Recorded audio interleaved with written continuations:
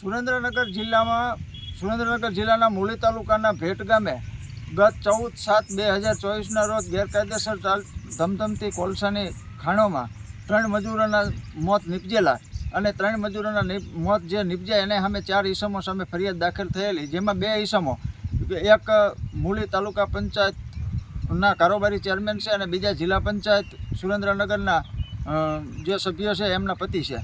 ત્યારે આ 2 લોકો સામે પણ એફઆઈઆરમાં નામ કરેલા. જ્યારે જે ફરિયાદીએ ફરિયાદ દાખલ કરેલી એ ફરિયાદનું આખું રેકોર્ડિંગ બોડી કેમેરાથી પોલીસે એમના પોતાના ઓલામાં રેકોર્ડિંગ પણ ધરાવે છે. ત્યારે રાજકીય પ્રેશરમાં આ જે ભાજપના જ આગેવાનો કોલસાના કાળા કારોબારમાં નામ ખુલતા આ મુદ્દો શક્તિસિંહ ઠેઠ રાજ્યસભા સુધી લઈ ગયેલા અને મોટા પ્રમાણમાં આ મીડિયામાં ચાલેલું.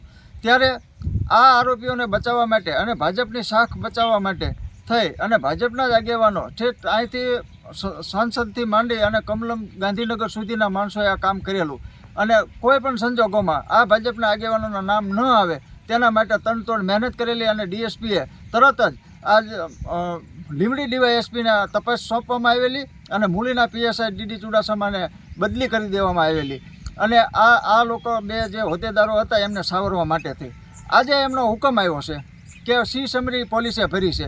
ફક્ત 2 જ આરોપીઓને આમાં નામ એફઆઈઆરમાં દાખલ. તો એફઆઈઆર જ્યારે બની તો એફઆઈઆરનો જ્યારે બની છે એમાં એમ નામનો ઉલ્લેખ છે, તો એફઆઈઆરનો મતલબ શું કે પોલીસે આજે 3 મહિના સુધી એની તપાસ કરીને એ પોલીસ એમ કહે છે કે આ ગુનેગાર નથી. જે ફરિયાદી છે, ફરિયાદી બોડી કેમેરા પોલીસના જ બોડી કેમેરામાં એ કેદ છે અને એનું આખું વિડીયો રેકોર્ડિંગ છે.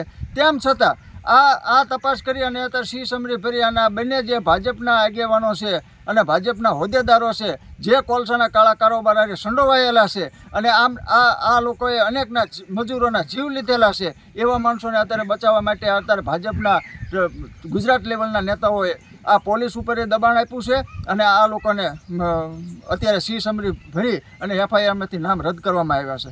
બીજું બાજુ કે જે ડીડીઓ છે સુરેન્દ્રનગર, જે ગામમાં ખનીજ ચોરી પકડાય એટલે 24 કલાકમાં તો એ સરપંચને સસ્પેન્ડ કરવાના તરત કાગળો કરે છે, સરપંચને સસ્પેન્ડ કરવાના હુકમો કરે છે. તો આ 3 મહિના થયા, 3 આ મૂળી તાલુકા પંચાયતનો કારોબારી ચેરમેન હતા તો એમના સસ્પેન્ડના ડીડીઓએ શા માટે ન કર્યા? ફક્ત સરપંચો એક જ એમને દેખાય છે, તો સરપંચો એક જ આ ખનીજ કરે. આમનું એફઆઈઆરમાં નામ છે, 3 લોકોના મોત થયા છે અને ખનીજ ખનન વહન સતત વર્ષોથી કરે છે.